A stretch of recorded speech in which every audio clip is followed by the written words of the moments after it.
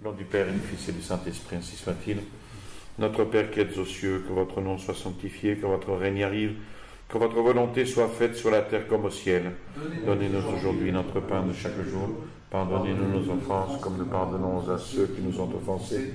Et ne nous laissez pas succomber à la tentation, mais délivrez-nous du mal, ainsi soit-il. Saint Pie X, au nom du Père et du Fils et du Saint-Esprit, ainsi soit-il. Bien, nous poursuivons et nous terminerons avec cette encyclique Acerbo Nimis. À la page 6, la nécessité de la formation religieuse. Saint Pie X affirme que l'esprit, que là où l'esprit est enveloppé des ténèbres d'une épaisse ignorance, c'est-à-dire crasse, il est impossible que subsiste une volonté droite ou des bonnes mœurs. Donc, ignorance égale volonté de travers et mauvaise mœurs. Car s'il est possible à celui qui marche les yeux ouverts de s'écarter du chemin droit et sûr, ce danger menace encore plus, certainement, celui qui est atteint de cécité. Il faut ajouter que si la lumière de la foi n'est pas complètement éteinte, elle donne l'espoir d'un amendement des mœurs corrompues.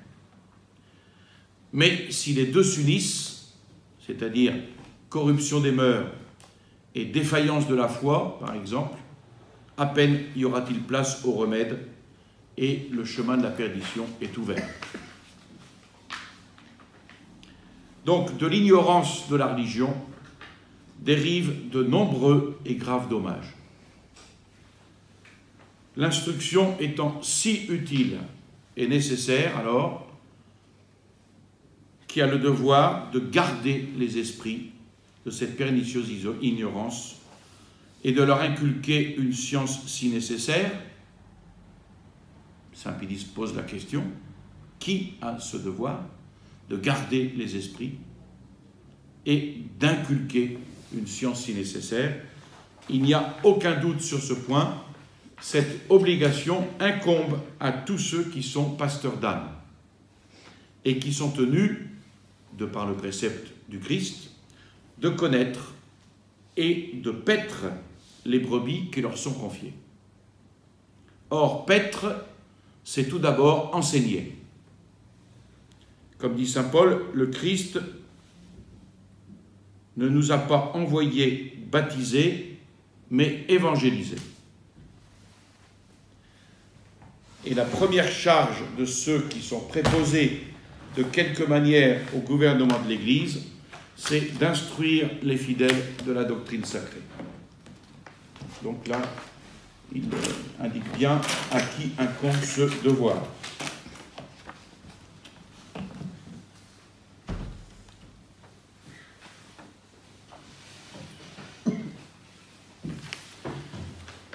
Donc, grave devoir de prêcher et d'enseigner.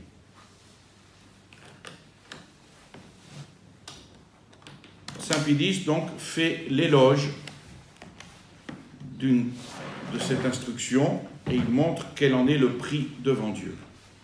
Et à Saint Pie X, évidemment, faire cet éloge, montrer quel en est le prix, lui paraissait superflu.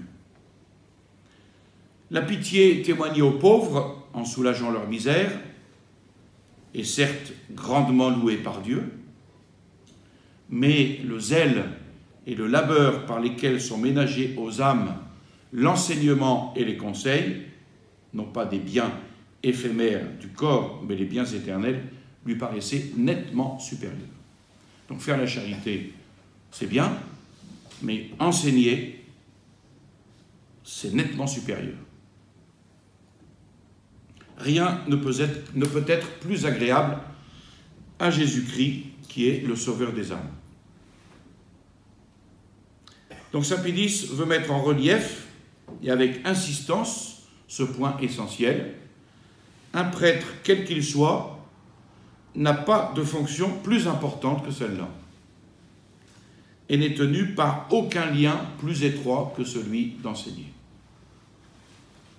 Le prêtre, évidemment, il enseigne, mais il devra unir en lui science et sainteté de la vie. Et c'est donc avec une extrême sévérité que l'Église exige cette science des candidats au sacerdoce. Pourquoi? Parce que le peuple chrétien attend des prêtres la connaissance de la loi divine et que Dieu les destine à la communiquer, cette science, cette loi. Et c'est d'ailleurs dans ces termes que l'évêque, au jour de l'ordination, s'adresse aux aspirants au sacerdoce, à ceux qui vont être ordonnés, prêtres, que votre doctrine soit un remède spirituel pour le peuple de Dieu. Qu'ils soient eux-mêmes de prévoyants coopérateurs de notre ordre, afin que, méditant sa foi le jour et la nuit, ils croient ce qu'ils auront lu et enseignent ce qu'ils auront cru.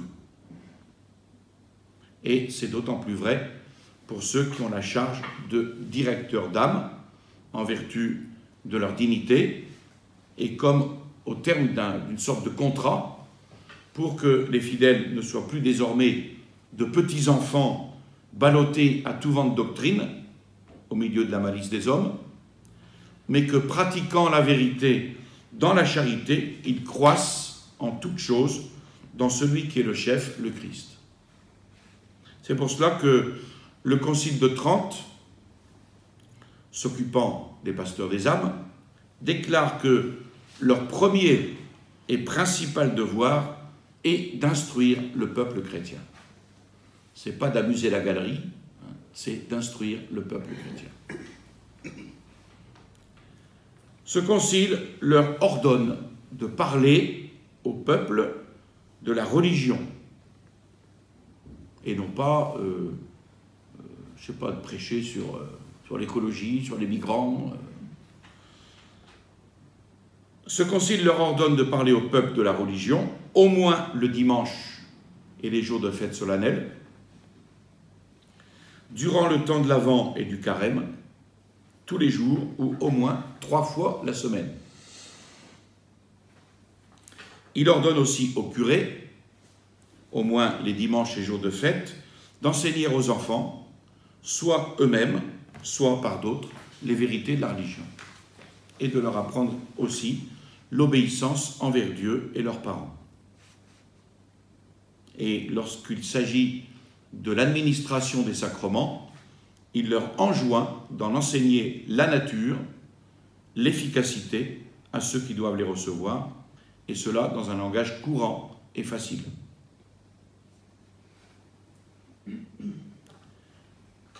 Ensuite, saint Pie analyse quelle doit être l'homélie et la catéchèse. Benoît XIV, dans sa constitution Etsi Minime, a résumé et précisé ces prescriptions du Concile de Trente. 2 obligations principales ont été imposées par le Concile de Trente à ceux qui ont charge d'âme. L'une, de parler au peuple des choses divines les jours de fête. Et l'autre, d'instruire les enfants et les ignorants des vérités élémentaires de la loi divine et de la foi. Donc, à bon droit, Benoît XIV distinguait ce double devoir, celui de la prédication, qui est une explication de l'Évangile, et celui de l'enseignement de la doctrine chrétienne.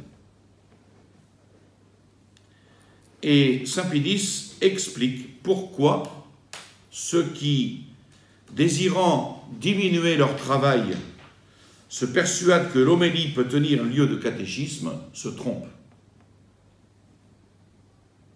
En effet, l'allocution sur l'Évangile s'adresse à ceux qui, déjà, doivent être pénétrés des éléments de la foi. Ça ne veut pas dire que dans une homélie, on n'introduise pas certains éléments de catéchisme, mais ce n'est pas du catéchisme. c'est, pourrait-on dire, du pain distribué aux adultes. L'enseignement du catéchisme, au contraire, c'est le lait dont saint Pierre voulait que les fidèles fussent avides, sans malice, comme des enfants nouveau-nés. Donc le pain et le lait. On veut du pain, on veut du lait. Alors, au catéchiste, il appartient donc de choisir, de traiter quelques vérités ayant rapport à la foi ou aux mœurs chrétiennes et de la mettre en lumière sous tous ses aspects. L'enseignement a un but, évidemment. Le but, c'est l'amendement de la vie. Et comme le but de l'enseignement doit être cet amendement de la vie, le catéchiste va établir une comparaison entre les préceptes de vie que Dieu a donnés et la manière dont les hommes vivent en réalité. Puis, à l'aide d'exemples appropriés, sagement choisis dans les Saintes Écritures, dans l'histoire ecclésiastique, dans la vie des saints, il va montrer à ses auditeurs, il va leur faire toucher comme du doigt la règle suivant laquelle ils doivent ordonner leur conduite. Et puis il terminera en les exhortant à détester, à fuir le vice et à pratiquer la vertu. Alors, la charge d'enseigner ainsi la doctrine chrétienne, elle peut déplaire à beaucoup, car elle est d'ordinaire peu appréciée et elle n'est peut-être pas de nature à conquérir la ferveur populaire. Mais c'est le jugement d'homme qui se laisse guider plus par la légèreté que par la vérité. Saint Pilice, donc, ne refuse pas pour autant son approbation aux orateurs sacrés qui, dans un zèle sincère pour la gloire de Dieu, s'attachent soit à venger et défendre la foi, soit à glorifier les saints. Alors, dans l'enseignement du catéchisme, il y a deux vertus qui doivent être pratiquées, l'humilité et la simplicité.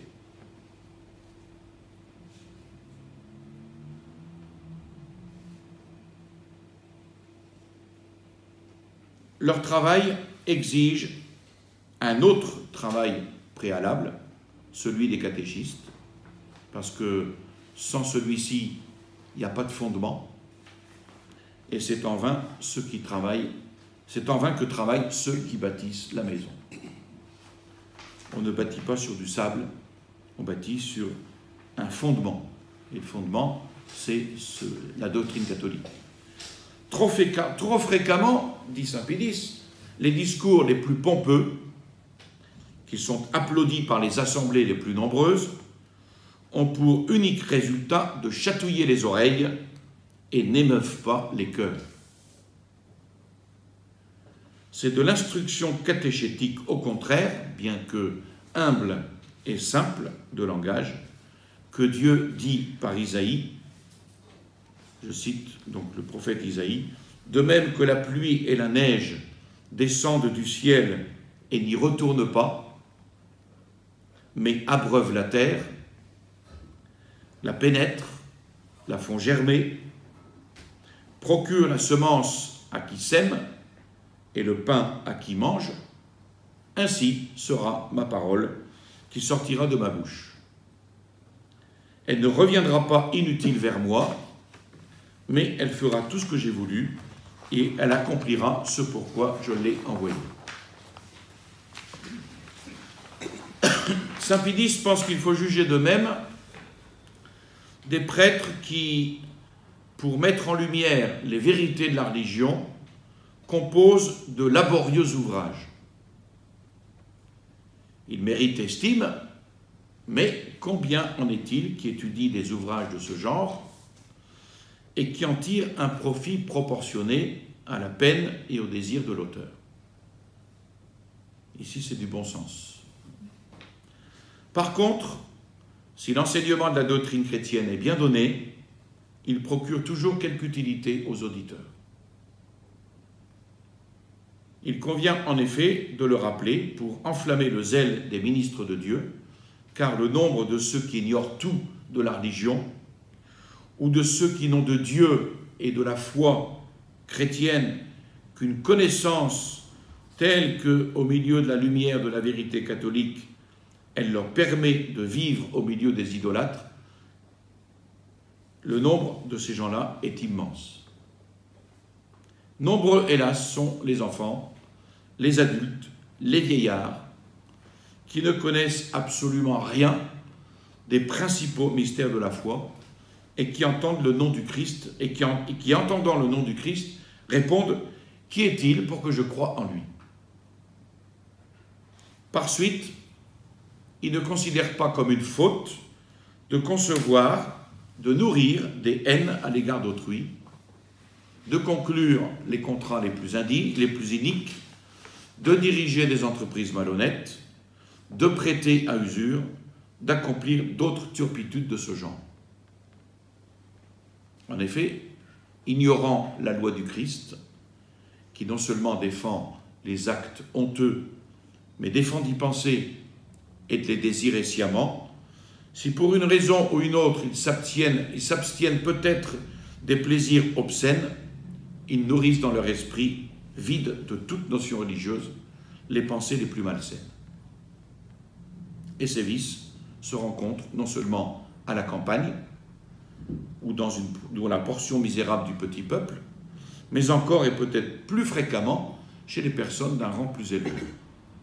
Et même parmi ceux qu'enfle la science et qui, appuyés sur une vaine érudition, croient pouvoir railler la religion et blasphèment tout ce qu'ils ignorent.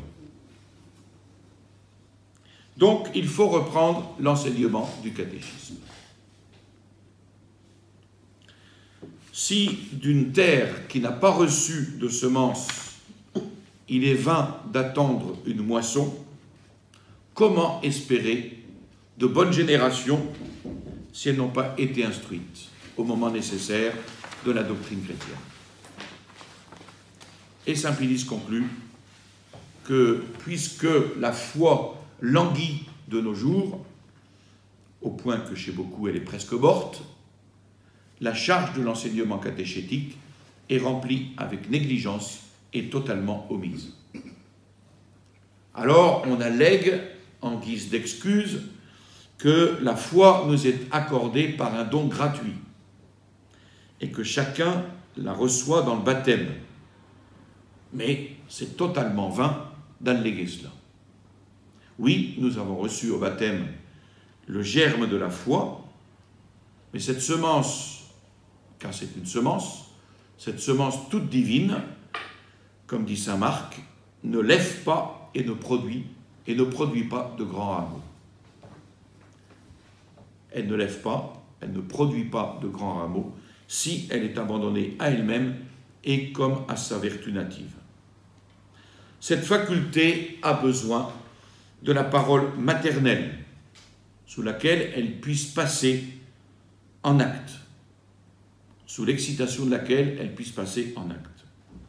Et il n'en va pas autrement du chrétien, qui, renaissant par l'eau et l'Esprit Saint, apporte avec lui la foi en germe. Il a cependant besoin de l'enseignement de l'Église, afin que cette foi puisse se nourrir, qu'elle puisse croître et qu'elle puisse porter des fruits. Et c'est pour cela que saint Paul écrivait aux Romains, la foi vient de la prédication entendue, et la prédication se fait par la parole de Dieu. Et pour montrer la nécessité de cet enseignement, il ajoute, comment entendront-ils s'il n'y a pas de prédicateur? Alors, comment enseigner le catéchisme? L'instruction religieuse du peuple est d'une extrême importance.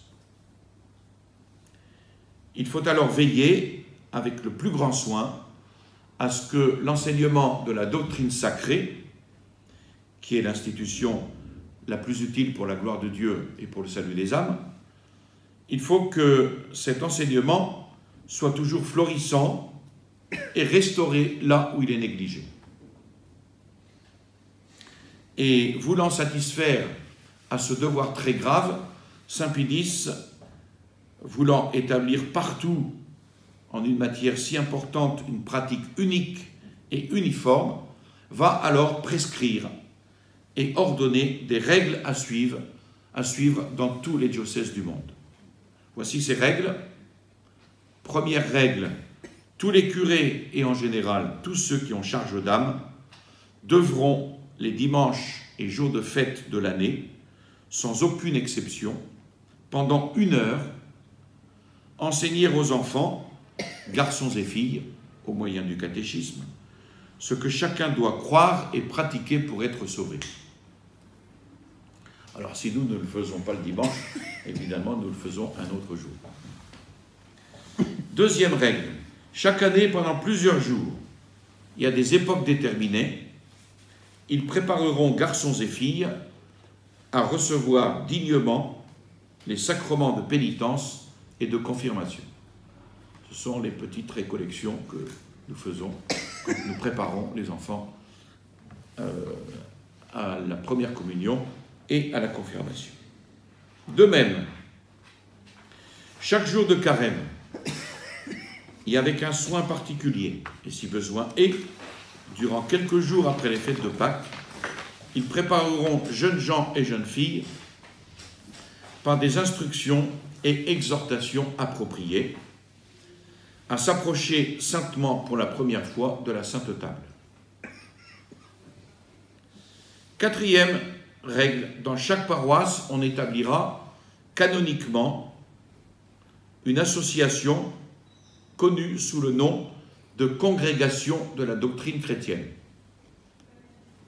Et les curés, surtout là où le nombre des prêtres est restreint, ils y trouveront comme auxiliaires dans l'enseignement du catéchisme des laïcs qui se consacreront à ce ministère, tant par zèle pour la gloire de Dieu que pour gagner les saintes indulgences. Cinquième règle, dans les grandes villes, et particulièrement dans celles où se trouvent les universités, lycées et collèges, on fondera des écoles de religion pour enseigner les vérités de foi, les préceptes de la vie chrétienne à la jeunesse qui fréquente les écoles publiques, où l'on ne donne aucune notion religieuse. Sixième règle, surtout à notre époque, les adultes n'ont pas moins besoin que la jeunesse de l'instruction religieuse.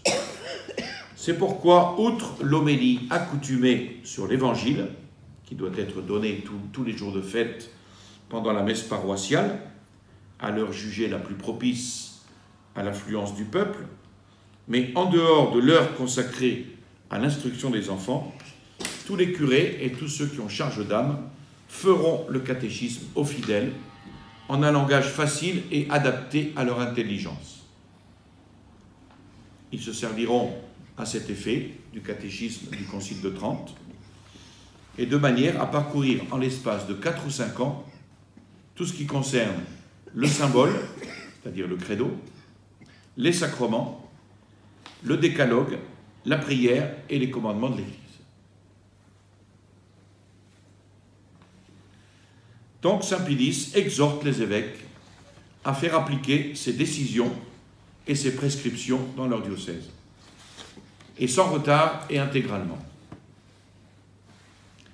Il les exhorte à ce que ces ordres ne tombent pas dans l'oubli, ne soient pas exécutés avec négligence et apathie,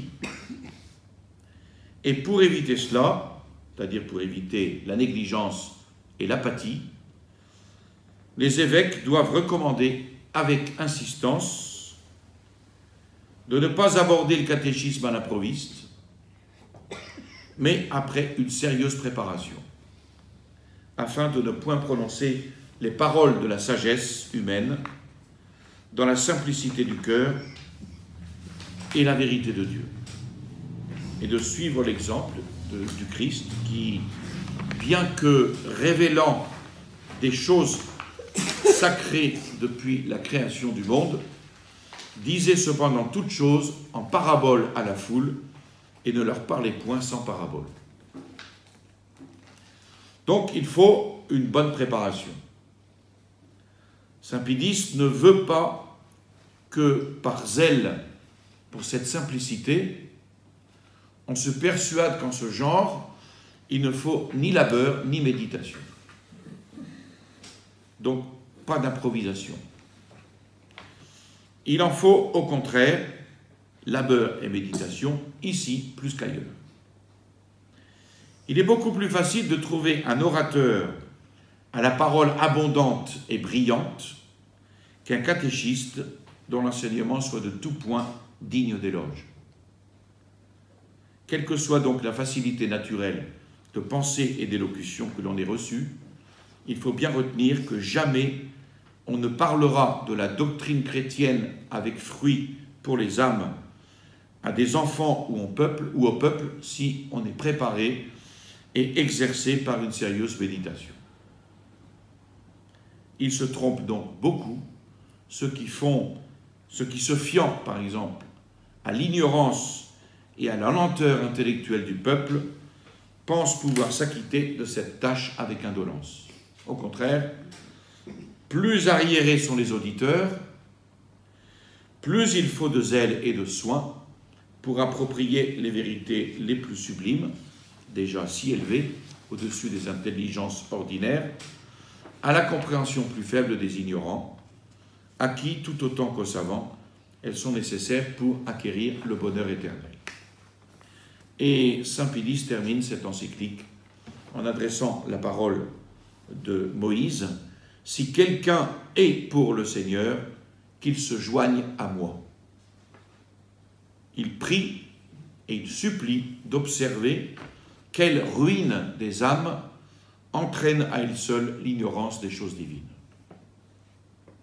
Beaucoup d'œuvres utiles, dignes d'éloge, ont peut-être été instituées dans les diocèses pour le bien du troupeau, mais saint Pédis demande aux évêques de veiller avant toute chose à employer toute leur ardeur, tous leurs soins, leur empressement le plus assidu, à faire pénétrer dans tous les esprits la connaissance de la doctrine chrétienne, à les en imprégner profondément, et il termine en rappelant les paroles de saint Pierre, que chacun mette au service d'autrui la grâce qu'il a reçue lui-même, comme de bons dispensateurs de la grâce de Dieu, laquelle revêt des formes diverses. Voilà. Je vous salue Marie, pleine de grâce, le Seigneur est avec vous. Vous êtes bénie entre toutes les femmes, et Jésus, le fruit de vos entrailles, est béni. Sainte Marie, Mère de Dieu, priez pour nous pauvres pécheurs, maintenant et à l'heure de notre mort, ainsi soit-il. Au nom du Père et du Fils et du Saint-Esprit, ainsi soit-il.